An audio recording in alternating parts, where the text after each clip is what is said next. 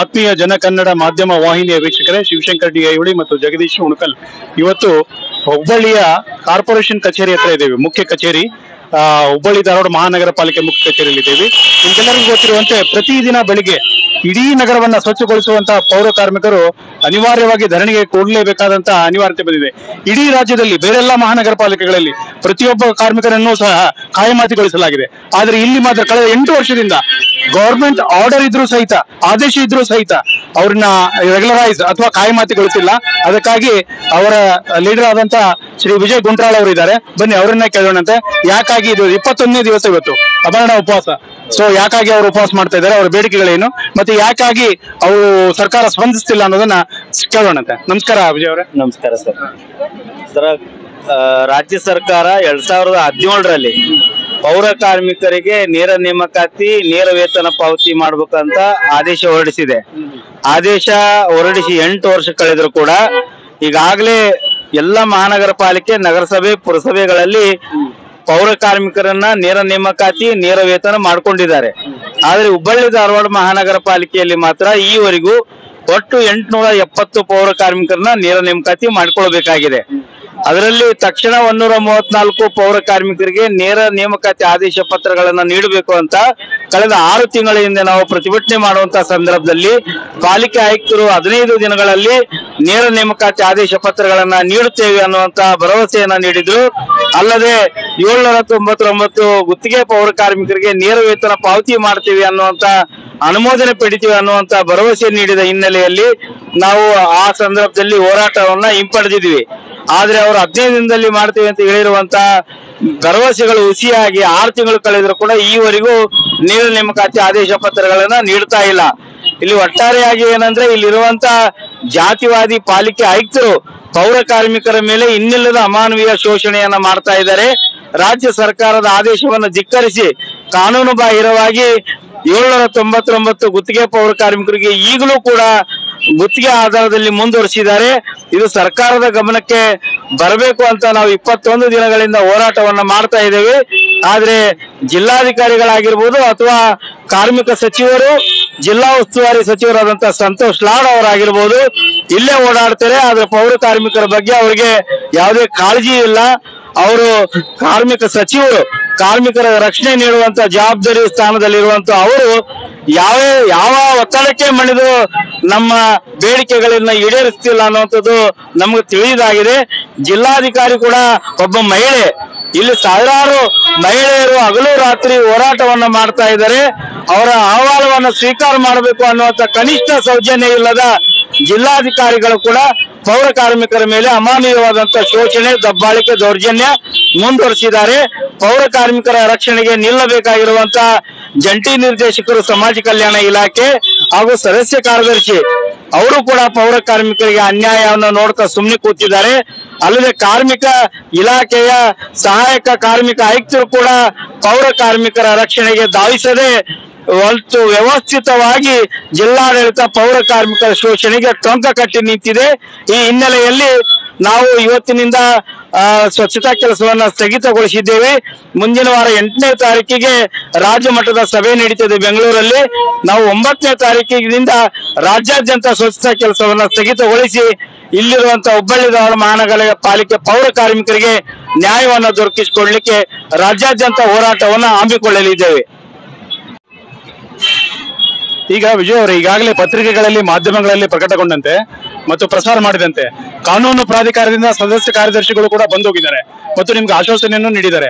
ಈಗ ನೀವು ಯಾಕೆ ಕೋರ್ಟಿನ ಮೊರೆ ಹೋಗ್ತಾ ಇಲ್ಲ ಅಥವಾ ಕಾನೂನಿನ ಮೊರೆ ಹೋಗ್ತಾ ಇಲ್ಲ? ಸರ್, ಕಾನೂನು ಸೇವೆಗಳ ಪ್ರಾಧಿಕಾರದ ನ್ಯಾಯಾಧೀಶರು ತಾವೇ ಸ್ವಯಂ ಪ್ರೇರಣೆಯಿಂದ ಇಲ್ಲಿ ಬಂದು ಪೌರ ಕಾರ್ಮಿಕರ ಅಹವಾಲವನ್ನ ಸ್ವೀಕರಿಸಿ ಹೋಗಿದ್ದಾರೆ.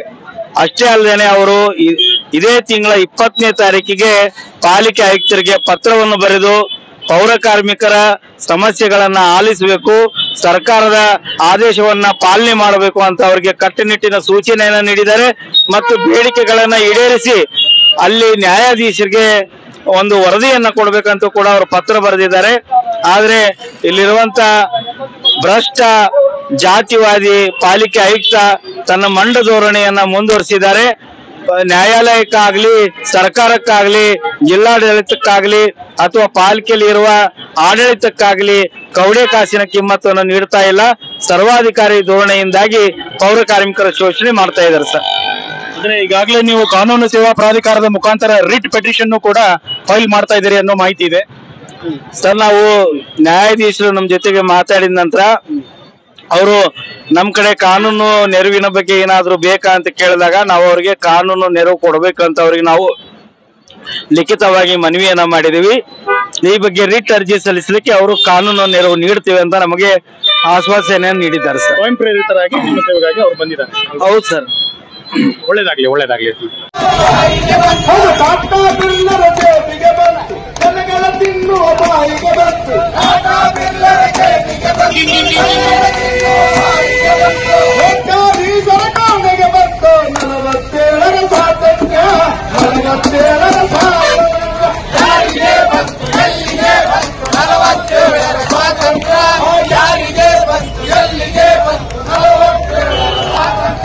ಬಡವರ ಮನೆಗೆ ಬರಲಿಲ್ಲ ಬೆಳಕಿನ ಕಿರಣ ತರಲಿಲ್ಲ.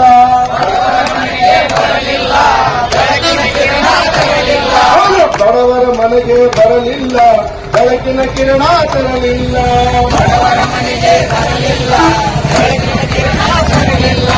ಬೇರಿನ ಕೆರಳನ್ನು ಬತ್ತಿಸಲಿಲ್ಲ, ಸಮತೆಯ ಹೂವು ಅರಳಿಸಲಿಲ್ಲ.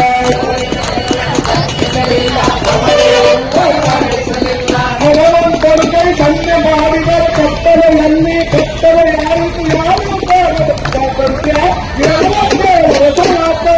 ಯಾರಿಗೆ ಎಲ್ಲಿಗೆ ಸ್ವಾತಂತ್ರ್ಯ ಯಾರಿಗೆ ಎಲ್ಲಿಗೆ ಸ್ವಾತಂತ್ರ್ಯ.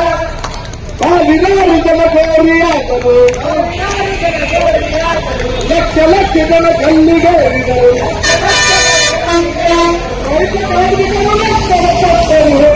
ಇಲ್ಲ ಸ್ವಾತಂತ್ರ್ಯ ಇಲ್ಲ ಸ್ವಾತಂತ್ರ್ಯ ಯಾರಿಗೆ ಎಲ್ಲಿಗೆ ಯಾರಿಗೆ ಎಲ್ಲಿಗೆ 47 ಸ್ವಾತಂತ್ರ್ಯ. ಪೊಲೀಸರ ಬೂಟಿಗೆ ಬಂತು, ಪೊಲೀಸರ ಬೂಟಿಗೆ ಬಂತು, ಪೊಲೀಸರ ಬೂಟಿಗೆ ಬಂತು, ಪೊಲೀಸರ ಬೂಟಿಗೆ ಬಂತು. ಮಾಲೀಕರ ಚಾಟಿಗೆ ಬಂತು, ಮಾಲೀಕರ ಚಾಟಿಗೆ ಬಂತು. ಬಂದೂಕರ ಗುಂಡಿಗೆ ಬಂತು. 47 ಸ್ವಾತಂತ್ರ್ಯ, 47 ಸ್ವಾತಂತ್ರ್ಯ ಯಾರಿಗೆ ಬಂತು ಎಲ್ಲಿಗೆ ಬಂತು. 47 ಸ್ವಾತಂತ್ರ್ಯ ಯಾರಿಗೆ ಬಂತು ಎಲ್ಲಿಗೆ ಬಂತು. 47 ಸ್ವಾತಂತ್ರ್ಯ.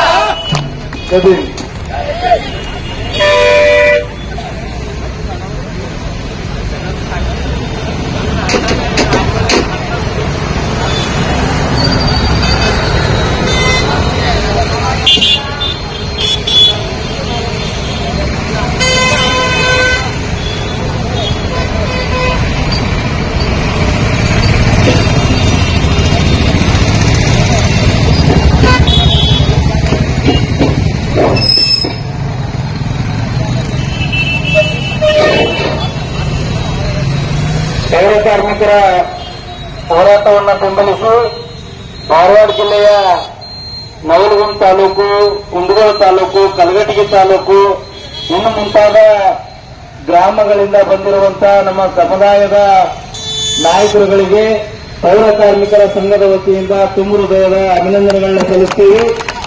ಇದೇ ರೀತಿ ತಮ್ಮ ಸಹಕಾರ ಮುಂದುವರಿಯಲಿ. ಸರ್ಕಾರದ ಆದೇಶಗಳನ್ನು ಅನುಷ್ಠಾನಗೊಳಿಸಲಿಕ್ಕೆ ನಡೆಸಿರುವಂತಹ ಈ ಹೋರಾಟಕ್ಕೆ ತಾವು ಪುನಃ ಹೆಚ್ಚಿನ ಸಂಖ್ಯೆಯಲ್ಲಿ ಮತ್ತೊಂದು ಬಾರಿ ಬಂದು ಈ ಹೋರಾಟಕ್ಕೆ ವ್ಯಾಪಕವಾದಂತಹ ಬೆಂಬಲವನ್ನು ನೀಡಬೇಕು ಅಂತ ತಮ್ಮಲ್ಲಿ ಈ ಮೂಲಕ ವಿನಂತಿಸಿಕೊಳ್ತೇನೆ. ಜೈ ಹಿಂದ್. ನನ್ನ ಹೆಸರು ಗಂಗಮ್ಮ ಸಿದ್ದರಾಮಪುರ್ ರೀ.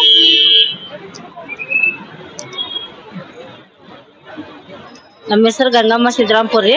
ನಾವು 21 ದಿನ ಆಯ್ತ್ರಿ ನಾವು ಹಗಲಿ ರಾತ್ರಿ ಸತ್ಯಾಗ್ರಹ ಮಾಡಾತೀವ್ರಿ. ನಾವು ಉಪಹಾರ ಸತ್ಯಾಗ್ರಹ ಮಾಡಾತೀವ್ರಿ. ನಾವು ನಮ್ಮನ್ನ ಎಲ್ಲಾ ಸಚಿವರು ಆತು ಯಾರ ಆತು ಎಲ್ಲಾರು ಹಿಂಗ ನೋಡ್ಕೊಂತ ಹೋಗ್ತಾರ. ಕಾರ್ಪೊರೇಟರ್ ಆತು ಜನಸೇವೆ ಎಲ್ಲಾ ಮಾಡೋರು ಸ್ವಾಮಿ ನೋಡ್ಕೊಂತ ಹೋಗ್ತಾರ ಕಾರ್ನಲ್ಲಿ. ಯಾರು ಬಂದು ನಮ್ ಪರವಾಗಿ ಏನಾತಮ್ಮ ನಿಮ್ ಗೋಳ ಅಂತ ಕೇಳೋರು ಯಾರು ಇಲ್ರಿ. 21 ದಿವಸ ಆಯ್ತ್ರಿ ನಾವ್ ಇವತ್ತಿ ಕುಂತು. ಆದ್ರ ನಾವ್ ಹಗಲಿ ರಾತ್ರಿ ಇಲ್ಲಿ ಕುಂತೀವಿ ಅಂದ್ರ ಅವ್ರಿಗೆ ನಿದ್ದೆ ಹೆಂಗ್ ಬರ್ತದ ಗೊತ್ತಾಗ್ತಾ ಇಲ್ರಿ ನಮ್ಗ. ಅವ್ರ ಮನೆ ಹೆಣ್ಮಕ್ಳು ಹಿಂಗ ಕುಂತ್ರ ಅವ್ರಿಗೆ ಹೆಂಗ ಸಂಕಟ ಆಗತ್ತ. ಈಗ ನಾವ್ ಕುಂತೀವಿ ಅಂದ್ರ ಅವ್ರ ಸಂಕಟ ಆಗ್ತಾ ಇಲ್ರಿ ಅವ್ರಿಗೆ. ಇವ್ರಿಗೆ ಏನ್ ಅನ್ಬೇಕನ್ನಂತ ನಮ್ಗೆ ಅರ್ಥ ಆಗ್ತಾ ಇಲ್ರಿ. ಹಗಲಿ ರಾತ್ರಿ ನಾವ್ ಇಲ್ಲೇ ಕುಂತು ಹೋರಾಟ ಮಾಡತ್ತೀವ್ರಿ. ನಮ್ಮ ಬೇಡಿಕೆ ಏನಿದಾವ ಹೌದು ಕಾರ್ಮಿಕರ ಬೇಡಿಕೆ ಏನೈತೆ ಅವ್ರ ಕೇಳೋಣ, ಅವ್ರ ಪರಿಹಾರ ಕೊಡನ್ರಿ, ಹೋಗನ್ ನಡ್ರಿ ಅಂತ ಯಾರು ಬಾಯಾಗ ಬರ್ತಾ ಇಲ್ರಿ. ಅವ್ರು ಇಲ್ಲಿ ಹುಬ್ಳಿ ಧಾರವಾಡದಾಗ ಇಷ್ಟು ಜನ ಇದಾವಂದ್ರ ಅವ್ರು ನಮ್ ಸಹಾಯಕ್ಕೆ ಯಾರು ಬರ್ತಾ ಇಲ್ರಿ. ನಮ್ಮ ವಿಜಯನ ಒಬ್ಬರೇ ನಿಂತು ನಮ್ ಪರ ಹೋರಾಟ ಮಾಡ್ತಾ ಇದಾರ್ರಿ.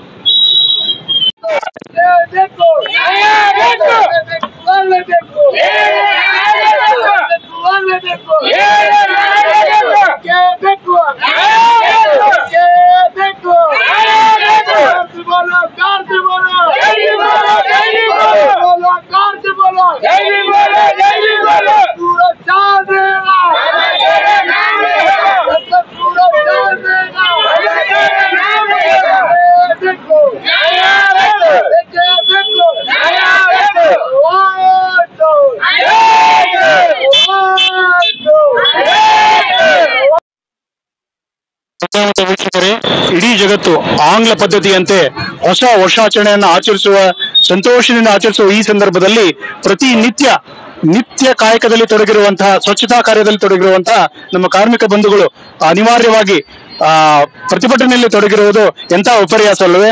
ಸರ್ಕಾರ ಅವರ ಅವರ ಬೇಡಿಕೆಗಳನ್ನ ಮನ್ನಿಸಿ ಅವರಿಗೆ ಅವರು ಏನೇ ಬೇಡಿಕೆಗಳನ್ನ ಮಾಡ್ತಾ ಇದಾರೋ ಆ ಎಲ್ಲ ಬೇಡಿಕೆಗಳನ್ನ ಈಡೇರಿಸುವಂತಾಗ್ಲಿ, ಅವರು ಕೂಡ ಹೊಸ ವರ್ಷದಲ್ಲಿ ಹೊಸ ಚೈತನ್ಯದೊಂದಿಗೆ ಕೆಲಸವನ್ನ ಮಾಡುವಂತಾಗ್ಲಿ ಅಂತ ನಮ್ಮ ಜನ ಕನ್ನಡ ಮಾಧ್ಯಮ ಹಾರೈಸುತ್ತೆ.